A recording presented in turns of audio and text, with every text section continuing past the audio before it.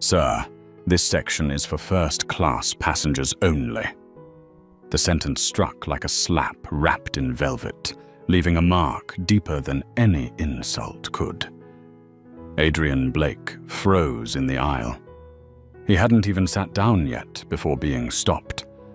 The gold-plated sign above clearly read, First Class, Sky Vista Airlines. The ticket in his hand said the same. 2A, window seat, first row. But the woman standing before him, Tessa Morgan, navy blue uniform, spotless white gloves, lips pressed into the shape of a full stop, looked at him as though he had just stepped into a place where he did not belong. The cabin lights glinted off his deep blue suit and polished leather shoes. But Tessa's gaze didn't stop there. It swept over him, measured, weighed, and settled on his face, where his calm composure only deepened her. Suspicion. "May I see your boarding pass, please?" Her voice pressed on the word please, as if it were a test. Adrian exhaled softly. He reached for his ticket with the deliberate calm of a man who had lived through this scene too many times before. Different airport, same wound. Tessa examined the ticket longer than necessary. Her eyes flickered when she read the name. Adrian Blake. Something flashed across her face. Surprise, maybe fear, then vanished. "This is correct," she said, her tone tightening. "You may proceed." He didn't thank her, didn't nod. He simply walked down the red-carpeted aisle, each step reclaiming a fragment of the space taken from him by their gazes. The passengers in the cabin were already seated. A middle-aged couple in designer leisure wear, a silver-haired businessman reviewing spreadsheets on a tablet, an elegant woman flipping through Harper's Bazaar. No one spoke, but their eyes followed him like polite cameras. Polite, yet cold. Adrian set his caramel leather briefcase on the seat beside him and sat in 2A. The Italian leather was soft and cool. He didn't look around. His eyes stayed on the window, where the sunset painted the sky in the color of wine spilled on silk.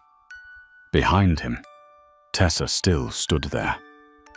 She whispered something to her colleague, who nodded and slipped behind the curtain separating the cabin.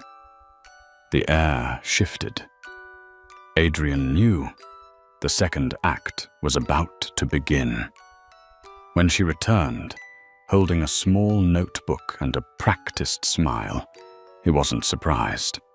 "Mr. Blake," she said, her voice gentle but firm, "I'll need to verify your ID with your boarding pass."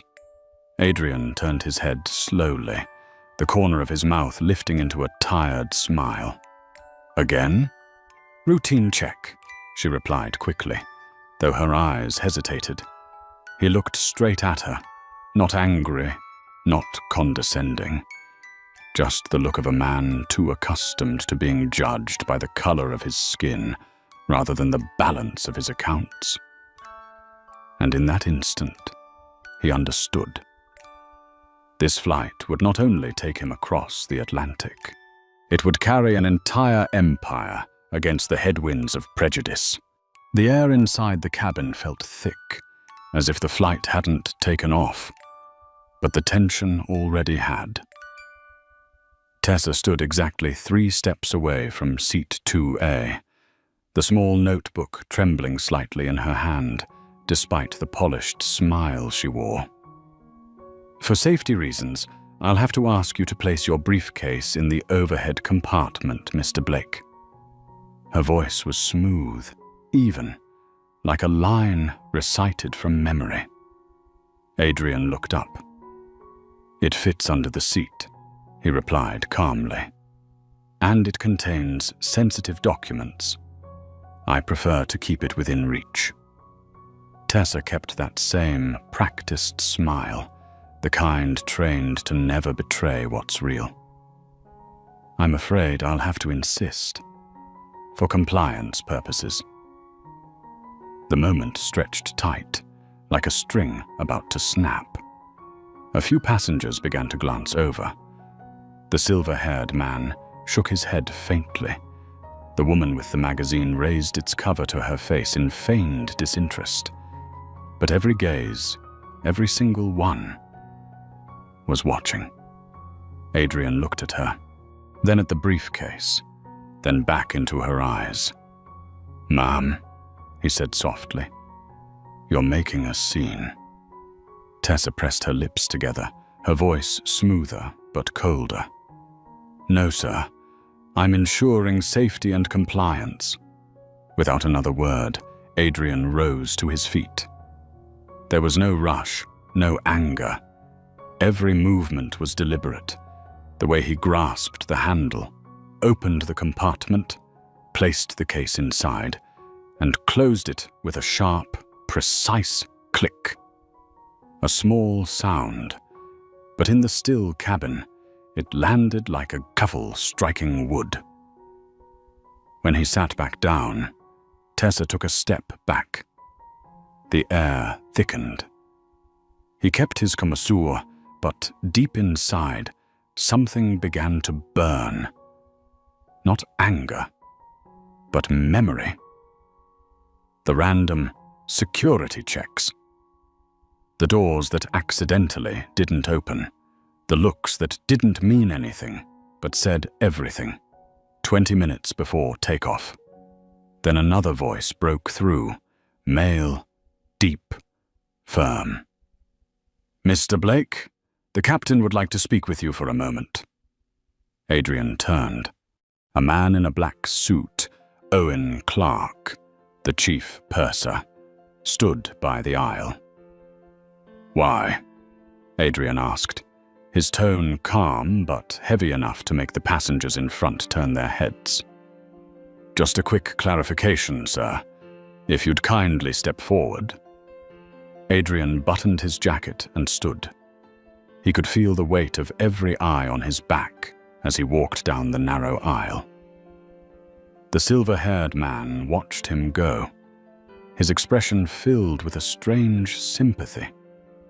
The kind of look from someone who had seen this before, but never dared to intervene. Inside the small galley near the cockpit, Captain Douglas Reed was waiting. 61 years old, a face carved by time, and a smile thin as a blade. "Mr. Blake," he began, "we've received a report of passenger misconduct, refusal to follow crew instructions." Adrian stood tall, his shoulders seeming to fill the narrow space. "Misconduct," he repeated, voice cold. "Because I placed a briefcase where it always fits." "Sir, we need to maintain peace for all passengers. We'll have to ask you to deplane." The silence that followed was heavy, almost physical. Adrian looked straight into the captain's eyes. "You're removing me based on a lie."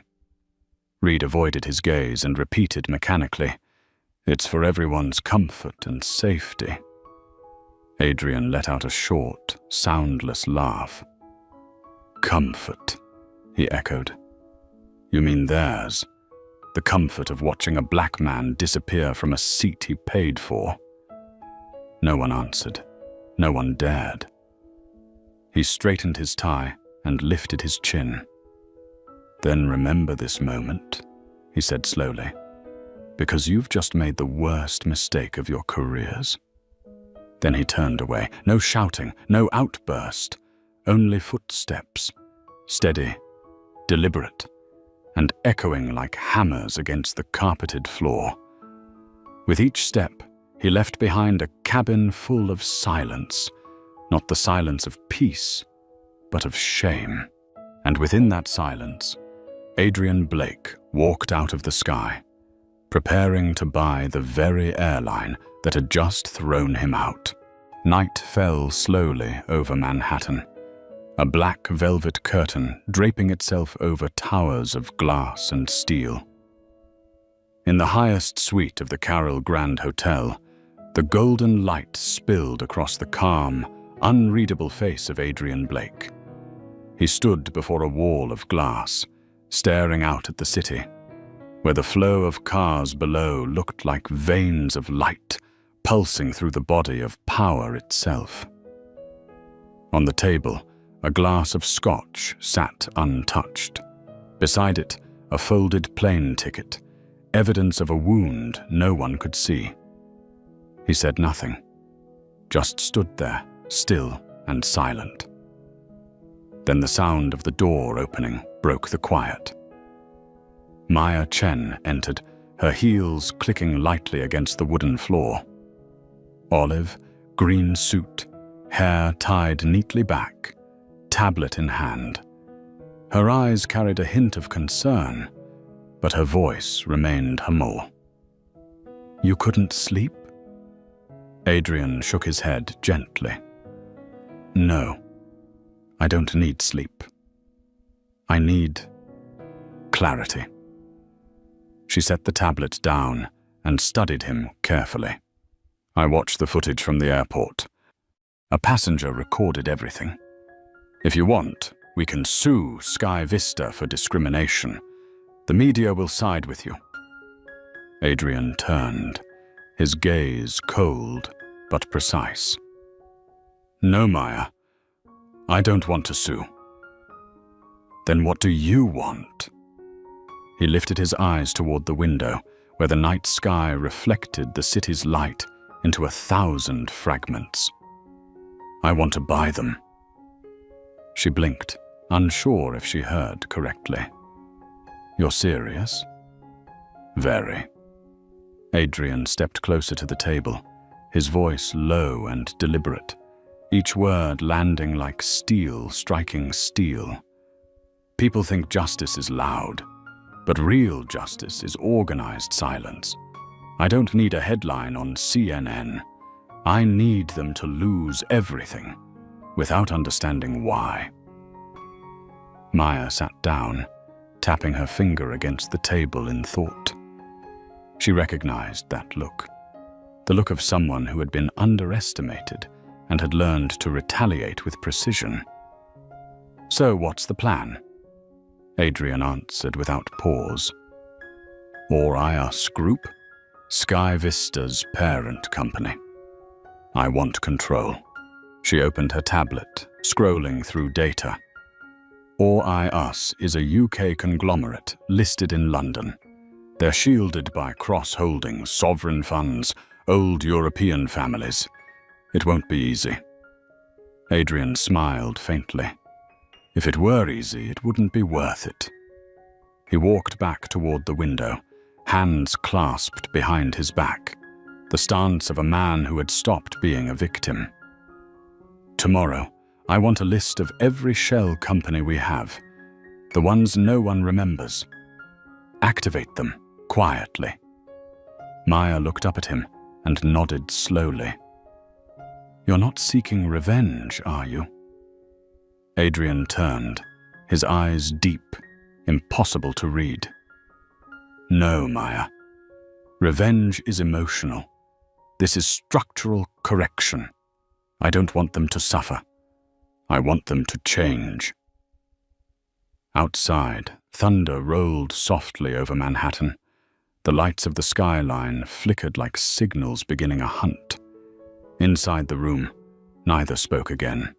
Only the whisper of the wind against the curtains and the faint hum of a war being planned, not with bullets, but with shares.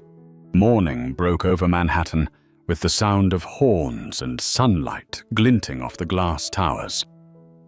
But on the 48th floor of Blake Strategic Holdings, no one mentioned the weather. Up there, a financial war was beginning, in silence. The conference room was walled with frosted glass, black leather chairs arranged in a perfect arc. On the table lay stacks of documents, each bearing the name of a shell company: Ardent Capital, Helix Trade, Morrow investments, small, seemingly insignificant fragments, but in Adrian Blake's hands, they were legal artillery.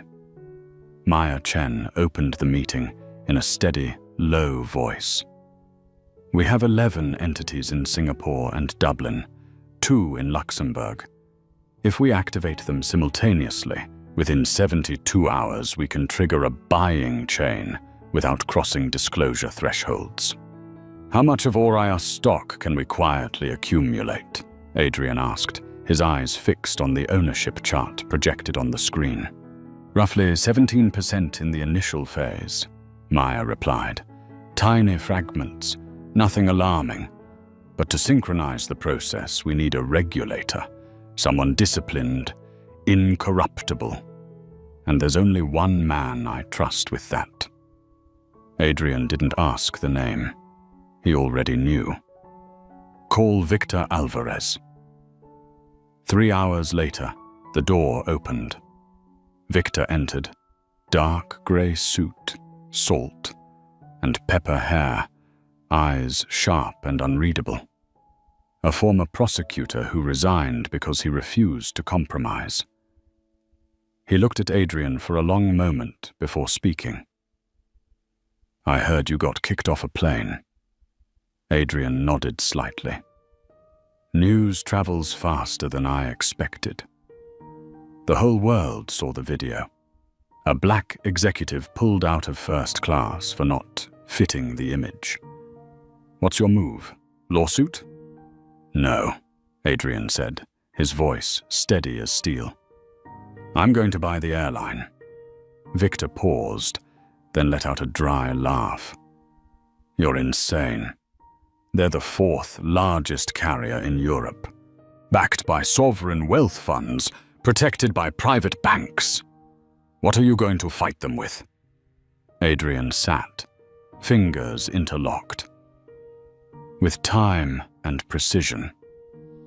Maya tapped the screen, revealing the shareholder map of ORIOS, hundreds of connections weaving together like a spider's web. No one ever strikes the center. But if we pull one thread at a time, 0.5% here, a fraction there, the web collapses on its own. Victor folded his arms, eyes narrowing. You're not trying to destroy them. You're trying to take them. There's a difference. Exactly, Adrian said. I'm not burning the forest. I'm changing who runs it. Silence lingered for a beat. Then Victor leaned back in his chair. I'll help. But on one condition, everything stays clean. No laundering, no shadow trading, no cyber attacks. Adrian nodded once. I don't need to get my hands dirty. They'll do that for me. Afternoon light flooded through the glass, catching Adrian's face, calm, composed. But behind his eyes, the operation had already begun. Victor spoke quietly, almost like a warning. You know this isn't a deal anymore, right? It's a siege. Adrian smiled faintly. And the best sieges, he said, make no noise at all. The room fell silent. The hum of the air conditioning merged with the faint tapping of Maya's fingers against the table. The first rhythm of Project Spectre. A war with no soldiers, no weapons, only precision, intelligence, and a man once underestimated, now preparing to buy the very sky that had rejected him. There were no drums, no declarations. Project Spectre began in absolute silence, like a ghost slipping across the invisible borders of global finance. 36 hours after the meeting in Manhattan, small buy orders started appearing on the London Stock Exchange. Each order represented barely 0.3% of all IUS Group's stock, placed by obscure companies with names that sounded like a joke, Northwind Trading, Aegis Maritime, Marlowe Partners. No one paid attention, because no one ever fears the wave that starts as 100 drops. On the 48th floor, Adrian Blake and Maya Chen monitored the streaming data across a massive screen. Rows of glowing green numbers rising and falling like the steady pulse of a living organism awakening from sleep.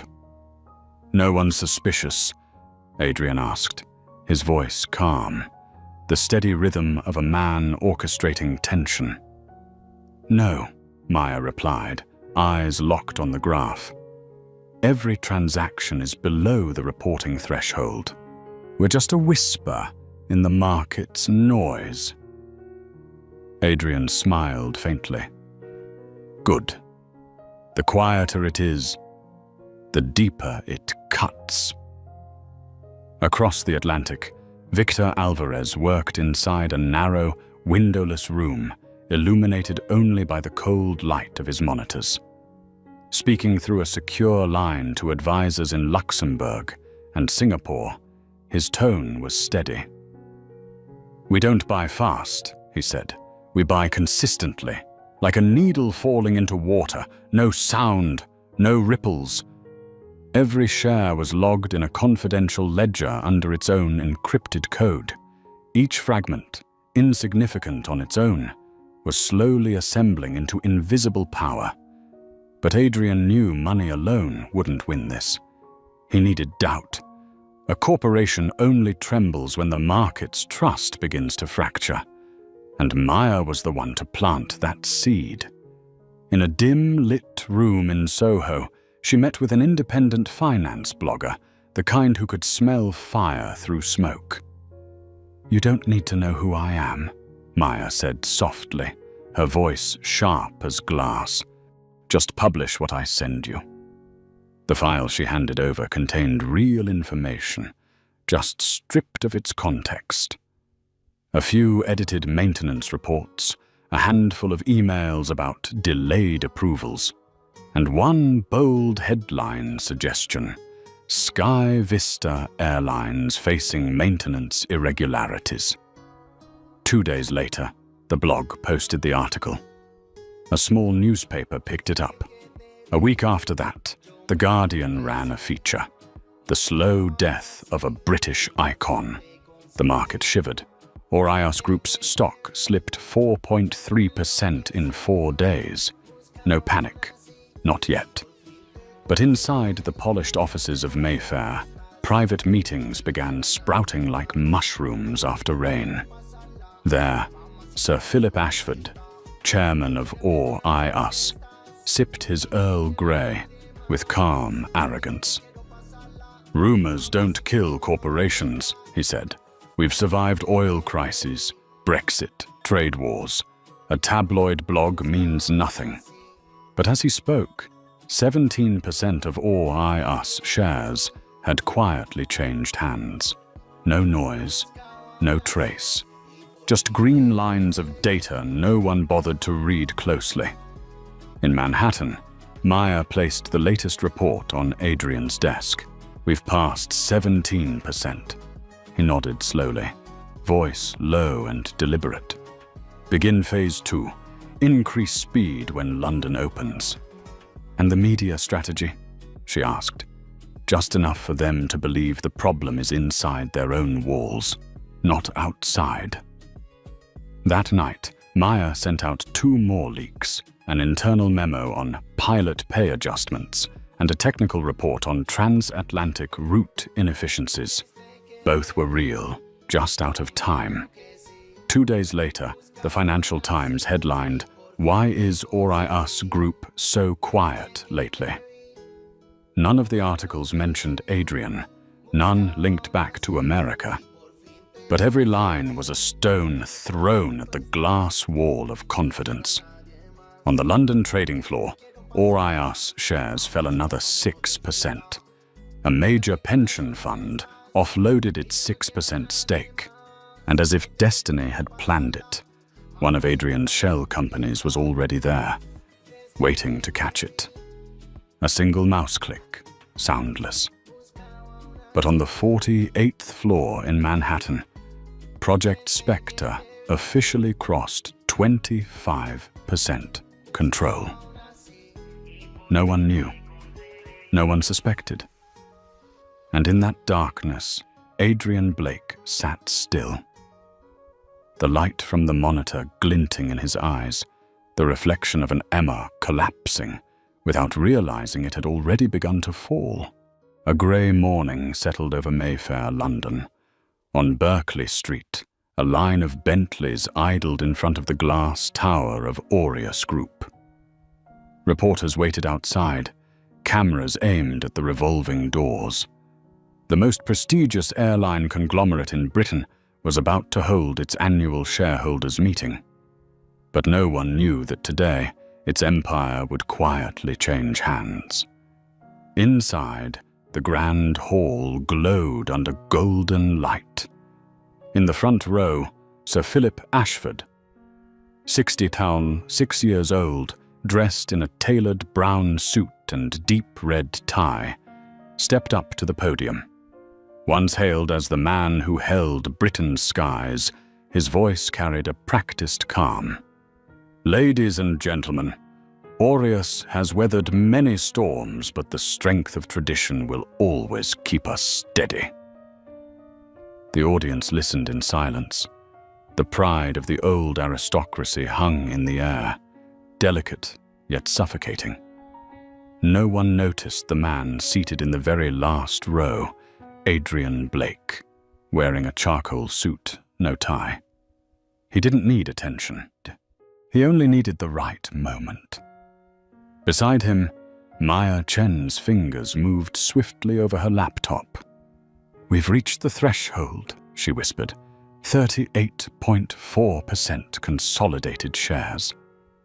Adrian nodded slightly, expression unreadable. On stage, Sir Philip began the next item on the agenda: board re-election. But before he could continue, a legal representative stood up, holding a thick file. "Mr. Chairman, on behalf of the newly consolidated shareholder group, we move to add an immediate motion, a vote to replace the chairman of the board, supported by a controlling interest exceeding 38%. A ripple of whispers tore through the room. Sir Philip froze, his expression stiffening. "I would like confirmation. Who brings forth this motion?" The representative opened the document and read aloud, his voice firm and clear. "Filed on behalf of the shareholders, represented by Blake Strategic Holdings and its affiliated entities, Northwind Trading, Ardent Capital, Morrow Investments." Names that once seemed meaningless now formed a perfect web. Sir Philip turned the page, stopping at one name printed in bold: Adrian R. Blake. The atmosphere shifted instantly, as though a shadow had swept across the crystal chandeliers, dimming their glow. He looked toward the back of the room. The man there, the one he had once met years ago at a conference in Geneva, was now looking back at him, eyes calm, steady, like the surface of a lake before a storm. Memories returned. Back then, Adrian had delivered a passionate presentation on sustainable aviation fuel, full of vision, full of conviction. But Sir Philip hadn't listened. He had simply smiled and whispered to a colleague, "We don't need people like him teaching us about innovation." And now that very man, that outsider, stood owning the skies he had been excluded from. "Mr. Blake," Sir Philip's voice trembled slightly, "is this some kind of joke?" Adrian rose. No theatrics, no fanfare. Just a man walking to the center of the room. The man who had just purchased the very sky that once threw him to the ground. He placed his hand on the microphone. "No, Sir Philip. This isn't a joke. This is justice. It just happens to wear a suit instead of a robe." The room fell utterly silent.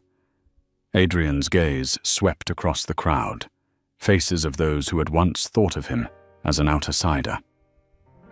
"Power," he said slowly, voice low and commanding, "doesn't need to shout. It moves quietly, like dignity. But humiliation makes noise. It echoes, and when ignored, it grows teeth." No one moved. Then one by one, phones lit up.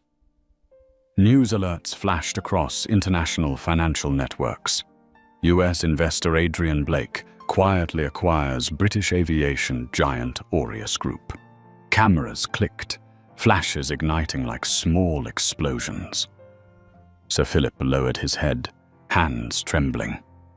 An entire generation of old power collapsed before it could even catch its breath.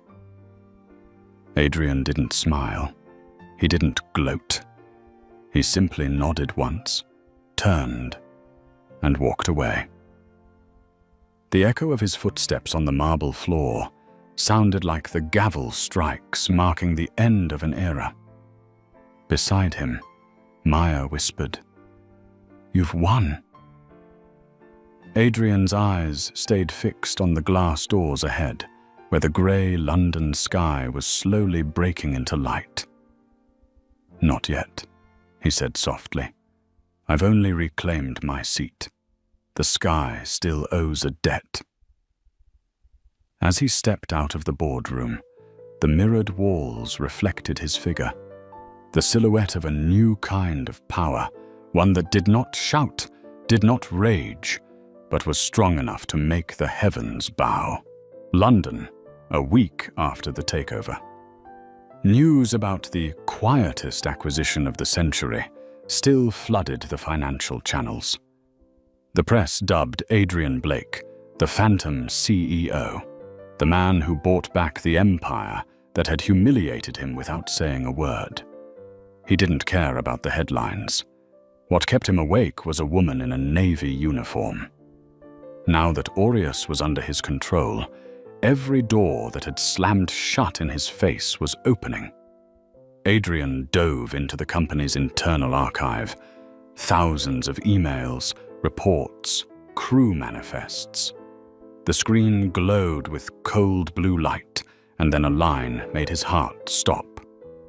Route 407 crew change request. Approve. Rebecca Morgan. Note: discreet monitoring advised. Requested by Harold Morgan. 2 Morgans, same name, father and daughter, and Harold was Aureus's director of flight operations. Not a coincidence, not a routine, but a plan. The next morning at Terminal 5, Heathrow, the crew lounge was still quiet, flight boards flashing white letters on green. In a corner, Tessa Morgan checked her staff pass and smoothed her hair in the metal vending machine mirror, neat, composed, immaculate in navy. The automatic doors sighed open, and footsteps sounded behind her. She froze. Adrian Blake stood there, charcoal overcoat, tall, silent as a shadow. Their eyes met. For a moment, she could not believe it. Her voice came out slightly shaky, steadying itself. "Blake, I didn't expect to see you here." Adrian stepped forward, his tone low and precise. "Did you think I'd be too busy running your father's company to speak?" Color drained from Tessa's face. I don't understand what you mean." "You do," he said evenly. "I know who you are. I know what your father did. And I know why you were on that flight." The room went quiet, except for the faint tick of a clock. Tessa swallowed, her eyes shifting. "It wasn't what you think," she whispered. I was instructed to monitor, only to observe. They told me you were a potential risk. I didn't mean to hurt you. Monitor? Adrian stepped closer, his gaze ice. Cold. Monitor by humiliating someone in front of the whole cabin? That's the procedure. I was following protocol, she insisted. He cut her off, voice firm yet like a blade through the air. No, you followed your father's legacy. A legacy built on making people who don't look like the passengers he prefers into a problem. Tessa lowered her head, fingers clenching the name badge. What do you want from me? Adrian was silent for a long beat, then spoke slowly, each word clear. I don't want you fired. I want you to stay. She looked up, startled. Stay. For what? To witness, he said, never taking his eyes off her.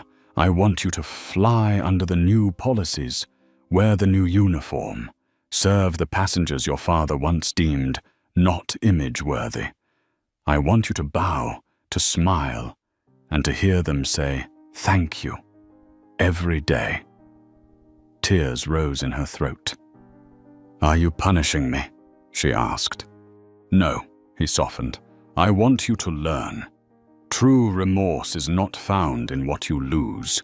It is found in what you see. He stepped back into the light from the door and left her with one final, steady instruction. Tell your father he should teach his child to see people, not passenger profiles. Then he walked away. No threats, no more words, leaving Tessa standing in a perfect uniform while the world she knew quietly collapsed. 3 days later at Aureus headquarters, Harold Morgan tendered his immediate resignation. No press conference, no farewell statements, just a cold internal email, effective immediately. And at Heathrow, Tessa kept flying, but not on international routes. Each time she rolled her suitcase past the aisle, her gaze lingered on seat 2A, as if she could still see the man who had once sat there, calm, silent, and more terrifying than any outburst of rage. Adrian no longer wanted revenge. He had completed the lesson, because sometimes the most powerful revenge is not to take something from someone, but to make them see themselves every single day. The skies over London were heavy with late October clouds, yet inside the headquarters of Aureus Group, the light was clear and sharp, like morning after a storm. 2 months had passed since Adrian Blake had taken control. The building that once overflowed with arrogance was now quiet, but alive. The signs reading restricted access had been removed. Doors once marked executives only now stood open to technicians, flight attendants, and engineers. And at the helm of Sky Vista Airlines was its new CEO, Aisha Khan, 40 years old, a former naval pilot who had flown through real storms and was now steering a vessel called Justice. Standing before the management team, her voice was strong, decisive.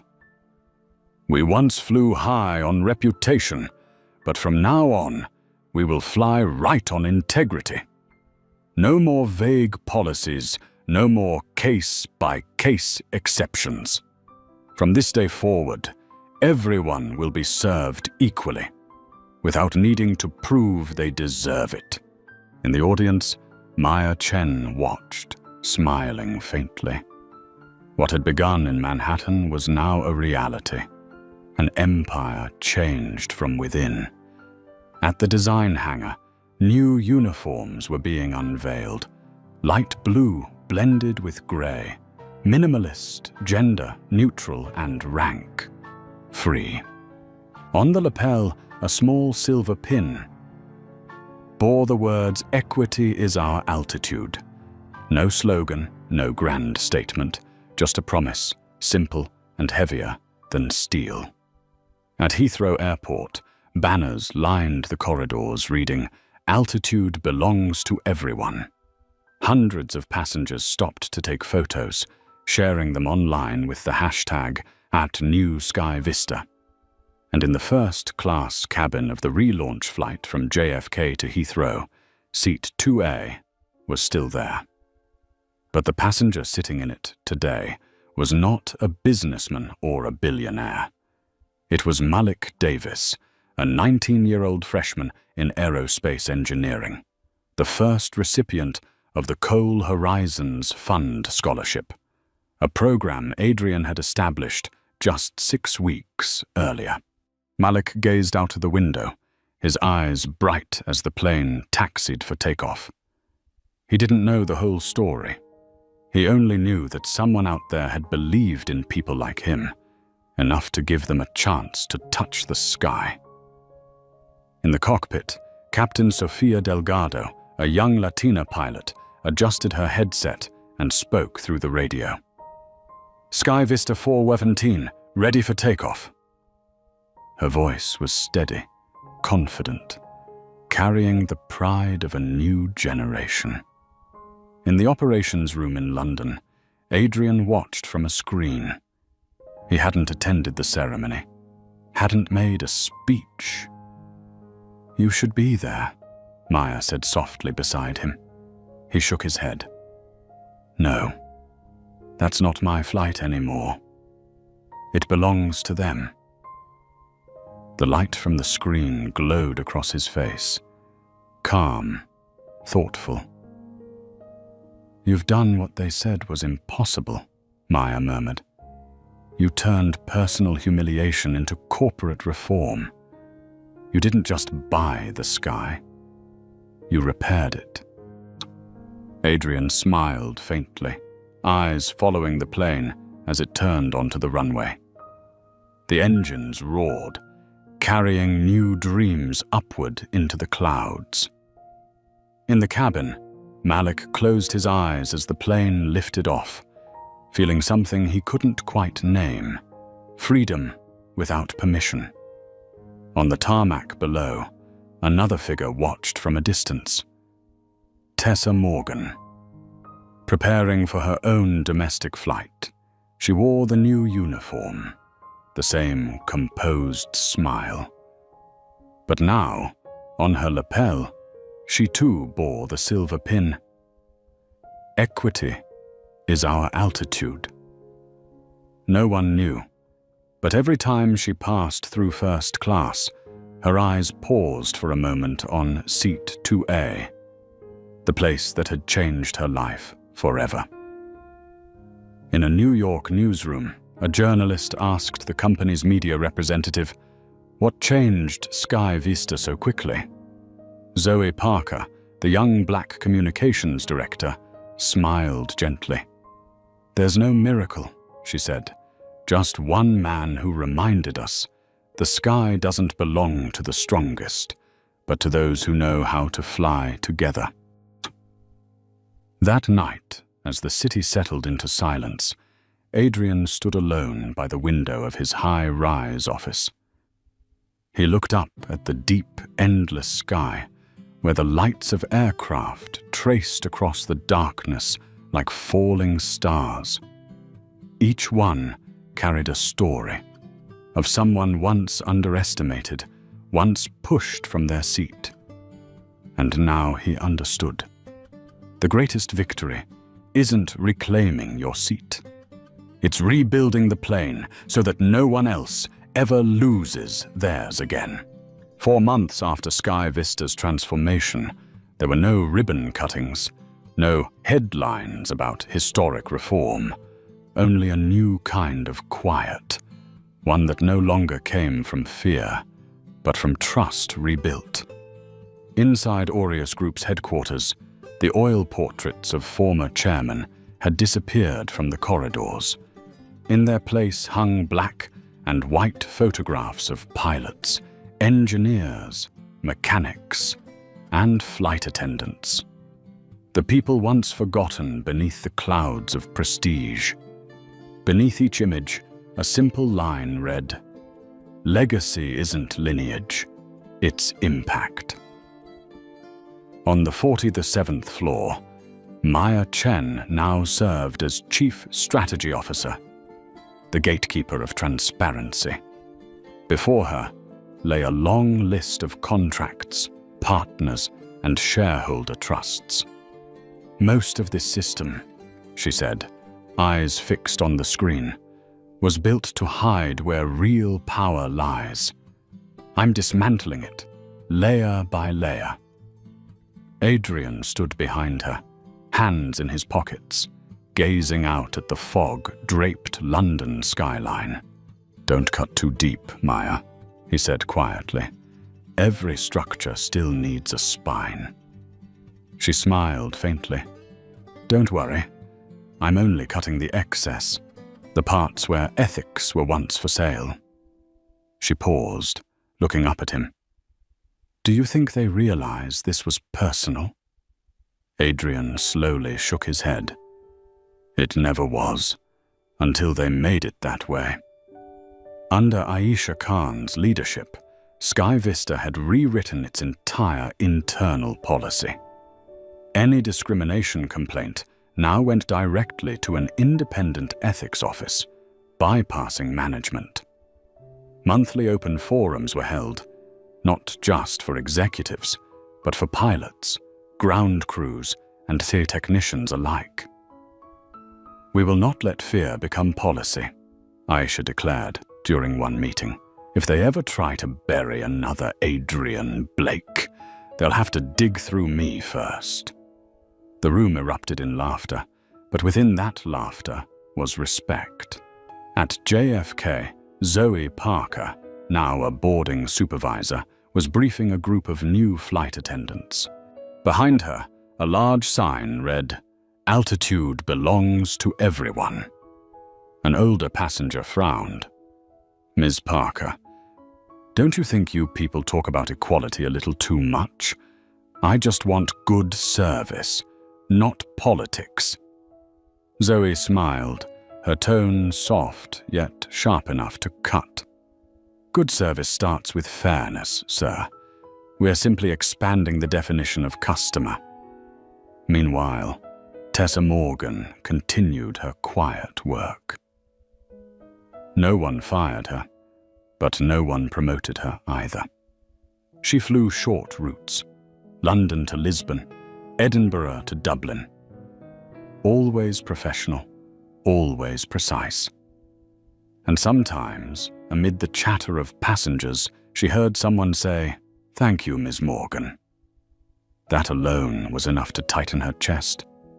She knew she would never return to international flights, but every time she adjusted the silver pin on her uniform, she thought of Adrian's words. "I don't want you to lose your job. I want you to witness." Now every flight she took was a lesson in humanity. As for Adrian, he no longer occupied an executive chair. He didn't need to. The company now ran on the principles he had built: fairness, transparency, integrity. He attended only essential meetings, often arriving late and leaving early, always with the same parting line: "Don't look for me in profit reports. Look for me in how people are treated." Then the Coal Horizons Fund released its numbers. $120 million invested in students of aviation, engineering, and management. Not just scholarships, but flight hours, mentorship, and job placements. Adrian didn't call it charity. He called it a system of opportunity.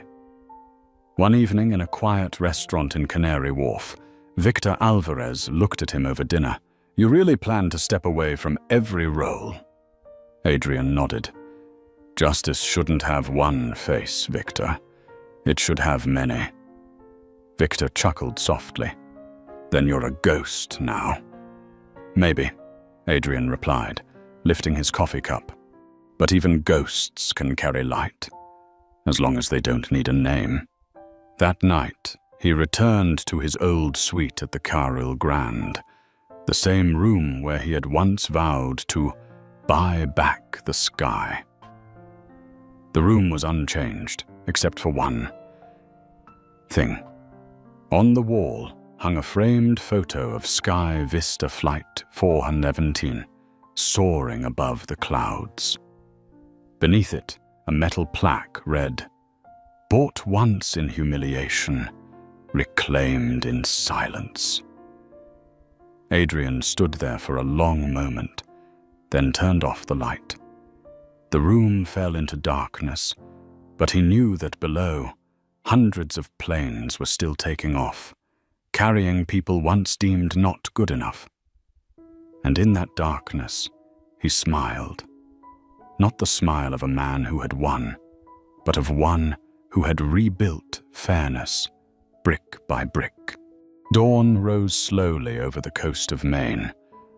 The sun cut through the fog, its golden light gliding across silver waves that broke softly against the cliffs.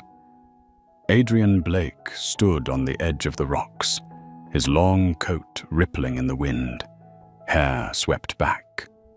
In his hand was an unsealed letter. Beside him stood Maya Chen, wrapped in a grey coat and a wool scarf, her eyes fixed on the vast horizon. "After everything?" she asked quietly. "What will you do now?" Adrian said nothing. He looked toward the horizon, where the sea and the sky merged into one endless expanse. After a long silence, his voice came, deep and distant, carried by the wind. "Now, I give it back to them." Before leaving Aureus Group, Adrian had spent one last night in his empty office. No more files, no more meetings, just the glass wall overlooking London's glittering lights. He walked down the corridor, fingers brushing against the photographs, faces he had never met, yet whose lives had changed because of the policies he built. A young female captain in Nairobi, a mechanical engineer in Mumbai, a student of African descent wearing a badge that read Coal Horizons Scholar. Each picture was an answer to a question that had haunted him for years. Did I really change anything, or was I just a more sophisticated avenger? Now he knew. No one remembered the day he was forced off a plane, but they remembered the day Sky Vista changed its slogan, and that was enough. The next morning, he sent an email to the board of directors. "Aureus is stable. I'm stepping back from daily operations, remaining only as an honorary advisor. The rest, I leave to those who once had to buy a ticket just to be heard."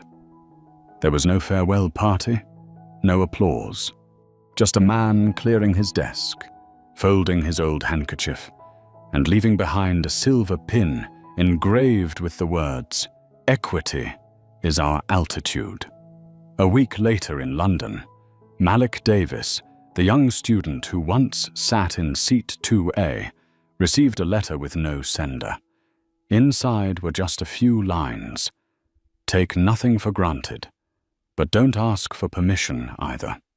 They'll try to put you where they think you fit. When they do, stand taller, not to be seen, but to see further." There was no signature, but Malik knew. He folded the letter and slipped it into his wallet beside his new MIT scholarship card. At that same moment, at JFK, Zoe Parker was helping an elderly passenger board a plane. She smiled, her voice warm but firm. A reporter nearby asked, "What changed this airline so fast?" Zoe looked up, her smile reflecting the airport lights.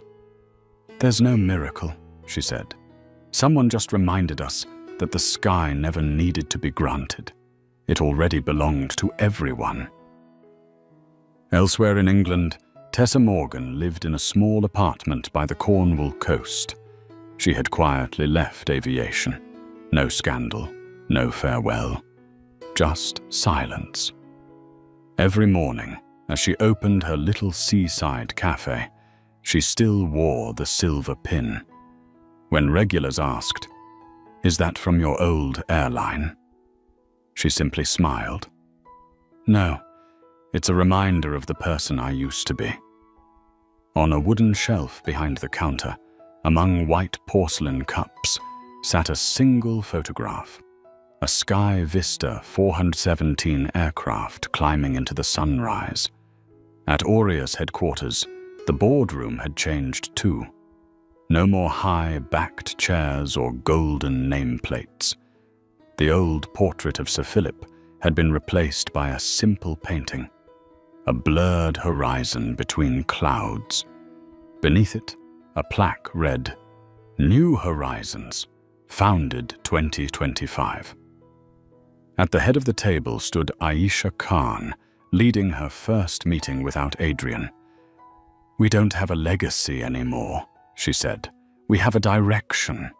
Her voice was steady, her gaze unwavering, as if Adrian's legacy had transformed into a compass guiding the next generation.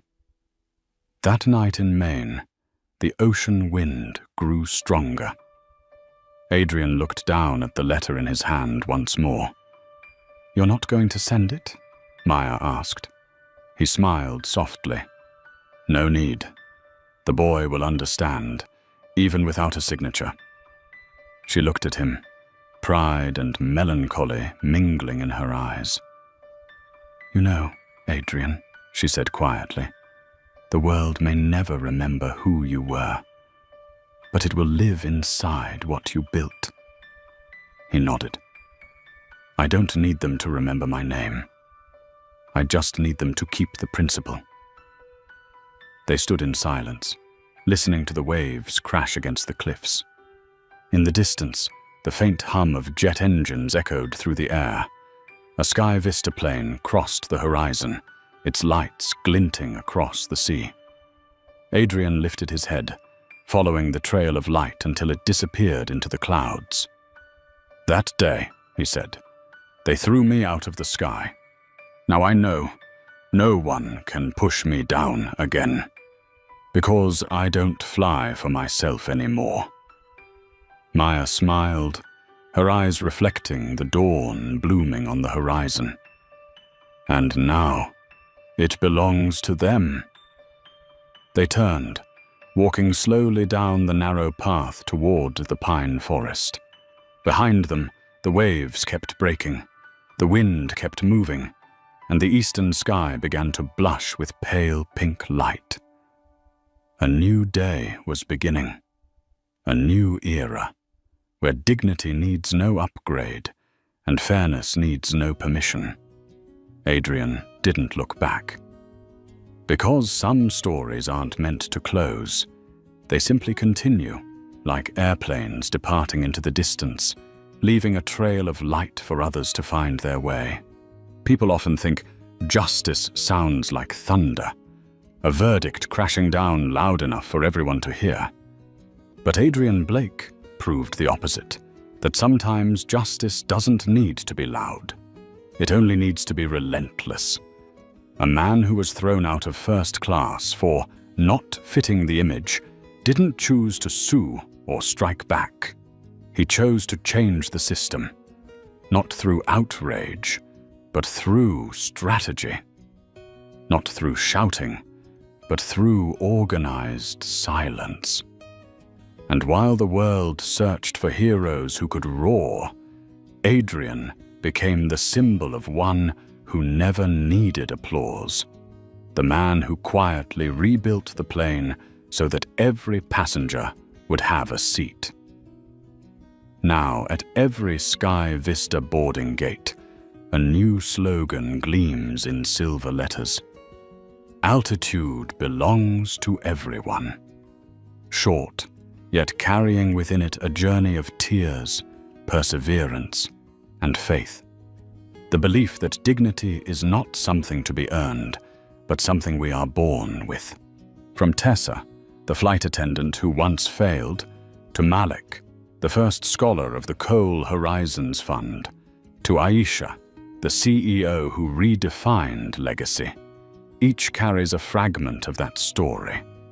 A story not just about the sky, but about every place that once closed its doors to those who didn't fit the mold. If you've ever been underestimated, looked down upon, or pushed out of the seat 2A of your own life, remember this. Sometimes, instead of demanding fairness, you can rebuild the entire cabin. And when you do, quietly, steadily, with integrity, the world will have no choice but to look up. Like this video if you believe dignity needs no permission. Subscribe to help spread stories of resilience. And before you leave, write 3 words in the comments. I stand tall. Because that's what Adrian Blake taught the world, that even when you're thrown out of the sky, you can still buy it back with integrity.